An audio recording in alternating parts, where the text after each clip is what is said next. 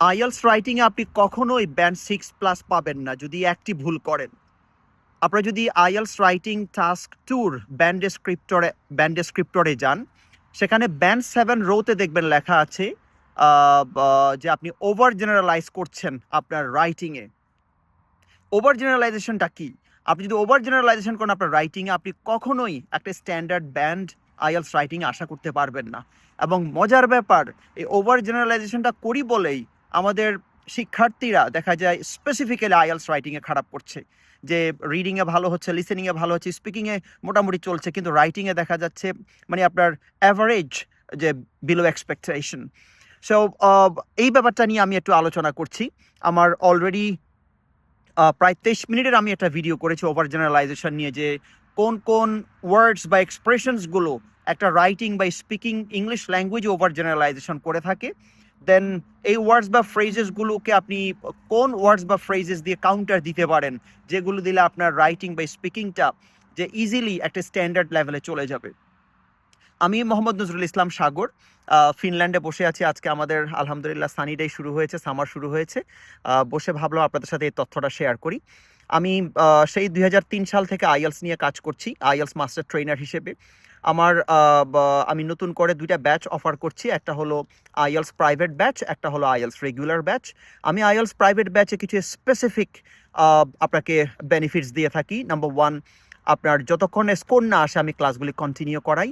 Secondly, আপনার যে mock test দরকার আইএলসের জন্য, সে মক টেস্টগুলো আমি আনলিমিটেড মক টেস্ট নেই।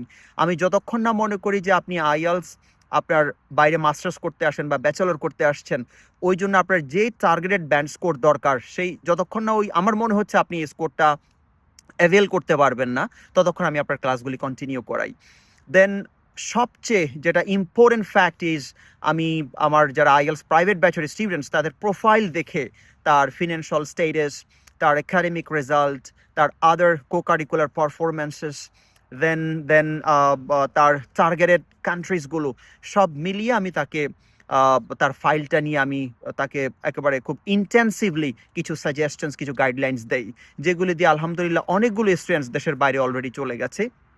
তাদেরকে এক্সট্রা কোনো পেই করতে হয় নাই। আমি শুধু আইএলস প্রাইভেট ব্যাচটা রেখেছি এই জন্যই যে আমি যেন তাদেরকে একটা পূর্ণাঙ্গ সাপোর্ট দিতে পারি। তার আইএলস, তার বাইরে যাওয়ার যে প্রসেসিং, দেন দেশের বাইরে যাওয়ার পরেও যে কিভাবে করলে সে ইউনিভার্সিটিতে একটা ভালো রেজাল্ট করা, বা তার বিভিন্ন রকমের যে প্রত্যেকটা দেশেরই তাদের যে ইমিগ্রেশন যে সকল রুলস বা পলিসিসগুলো আছে, এগুলিতে কিভাবে কি সে ইন্টাগ্রেট করতে পারে, সব কিছু নিয়ে একটা পূর্ণাঙ্গ সাপোর্ট সব সময় দিয়ে আসছি আপনাদেরকে। তো আমি ব্যাচগুলি দেখা যায় খুব অ্যাভেলেবল ব্যাচ অফার করতে পারি না, যেহেতু আমার এখানে নিজের স্টাডি, নিজের জব, নিজের ফ্যামিলি সব কিছুতে একটা ব্যালেন্সড টাইম ম্যানেজ করা লাগে। সো আমি আপনার নতুন একটা ব্যাচ দিচ্ছি। এটা হলো রবি, মঙ্গল, বৃহস্পতি রাত 8:30 থেকে 10:30 পর্যন্ত এই ব্যাচটা শুরু হবে। আপনারা যারা যারা ইন্টারেস্টেড তারা আমাকে ডেফিনেটলি টেক্সট করতে পারেন।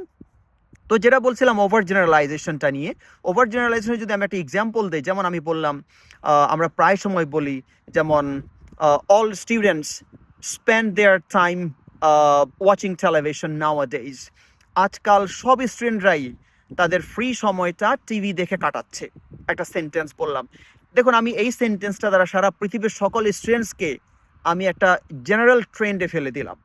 এমন একবারে ঢালাওভাবে কথাগুলি আইএলস কখনোই অ্যাকসেপ্ট করে না। আইএলস আপনার কাছে চায় স্পেসিফিক ইনফরমেশন। আপনি অল স্টুডেন্টস বলতে স্টুডেন্টসদের বিভিন্ন ক্যাটাগরিজ আছে। এলিমেন্টারি লেভেল স্টুডেন্টস হতে পারে, তারপরে আপনার যে সেকেন্ডারি স্কুল স্টুডেন্টস হতে পারে, দেন কলেজ স্টুডেন্টস হতে পারে, দেন টারশারি লেভেল স্টুডেন্টস হতে পারে, দেন রিসার্চার্স হতে পারে। তো আপনি আসলে কোন লেভেলের স্টুডেন্টের কথা বলছেন? এবং আপনি যে বললেন সবাই সমানভাবে তাদের ওয়াচিং টিভি দিয়ে তারা তাদের লেজার টাইম স্পেন্ড করে, এটা তো আসলে পুরো সত্য না। তারা ওয়াচিং টিভি কেন, অনেকজনে তারা বিভিন্ন স্পোর্টস করছে।